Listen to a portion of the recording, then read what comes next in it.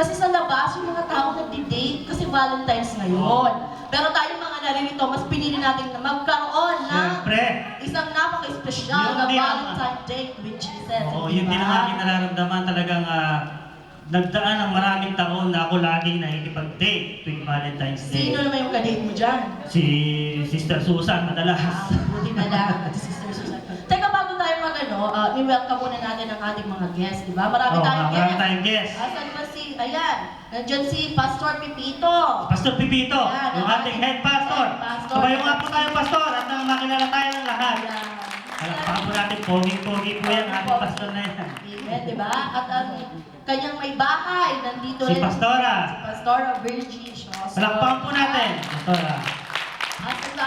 At batiin muna natin ng happy birthday yung ating Pastora, di ba? Birthday ba ni pastora? Oo, nung isang araw. Asa ba si Pastora? Kaya pala may kainan. Oo. Asa ba si Pastora Eva Hinatska, ang ating pastor, batiin si Pastor. Ayun, nasa taas, kaya pala. Happy birthday po, pastora. Ang aming pong nanay na nag-guide sa amin. Yan po, napakalaki ng utang na loob natin dito sa ating nanay na ito. Na hindi dahil sa kanya, malamang makasalanan ka pa rin ngayon.